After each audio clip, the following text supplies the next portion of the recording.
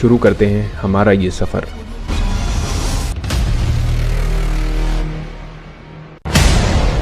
महाकाल नाम का रहस्य। आमतौर पर माना जाता है कि महाकाल का संबंध केवल मृत्यु से है, परंतु ये पूरा सच नहीं है। काल के दो अर्थ होते हैं, एक समय और दूसरा मृत्यु। काल को महाकाल इसलिए भी कहा जाता है क्योंकि प्राचीन समय में यहीं से पूर्ण विश्व का मानक समय निर्धारित होता था, इसलिए इस ज्योतिर्लिंग का नाम महाकालेश्वर रखा गया। दूसरा कारण भी काल से ही जुड़ा है।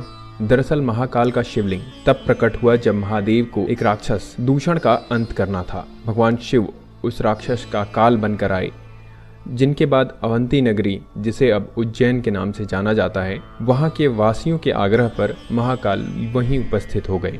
ये समय यानी काल के अंत तक यहीं रहेंगे, इसलिए भी इन्हें महाकाल कहा जाता है। क्यों यहाँ रात नहीं बिताता कोई राजा या मंत्री? उज्जैन का एक ही राजा है और वह है महाकाल बाबा। विक्रमादित्य के शासन के बाद यहाँ कोई भी राजा रात में नहीं रुक सकता। जिसने भी यह दुस्साहस किया वह संकटों से घिरकर मारा गया। पौराणिक कथा और सिंहासन बत्तीसी की कथा के अनुसार राजा भोज के काल से ही यहाँ कोई राजा नहीं रुक सकता है। वर्तमान में भी कोई राजा या मुख्यमंत्री या प्रधानमंत्री यहाँ रात में नहीं रुक सकता।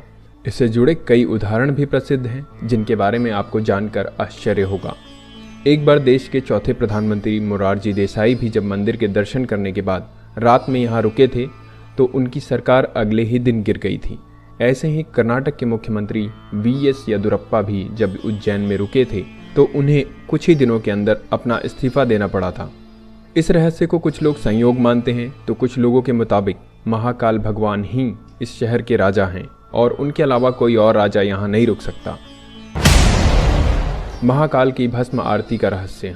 जितना प्राचीन भगवान महाकाल का मंदिर है, उतना ही रहस्य में यहाँ होने वाली भस्म आरती भी है। प्राचीन काल में राजा चंद्रसेन शिव के बहुत बड़े उपासक माने जाते थे। जब राजा रिपुदमन ने उज्जैन पर आक्रमण किया और राक्षस दूषण के जरिए वहाँ की प्रजा को प्रताड़ित किया, तब प्रजा ने मदद के लिए भगवान शिव से गुहार लगाई। प्रजा की गुहार भगवान शिव ने सुनी और स्वयं दुष्ट राक्षस का वध किया। सिर्फ इतना ही नहीं, भगवान शिव ने दूषण की राख से अपना श्रृंगार किया और वे हमेशा के लिए यहाँ बस गए। तो इस तरह से भस्म आरती की शुरुआत हुई।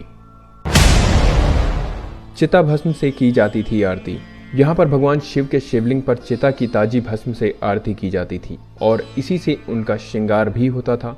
एक कथित कथा के अनुसार प्राचीन काल में प्रतिदिन एक मुर्दे की राख से भस्म आरती की जाती थी, परंतु एक बार उज्जैन के शमशान में कोई भी शव नहीं मिलने के कारण उस समय के पुजारी ने अपने ही पुत्र की बलि देकर उसकी चिता की राख से भस्म आरती की, जिससे भगवान महाकालेश्वर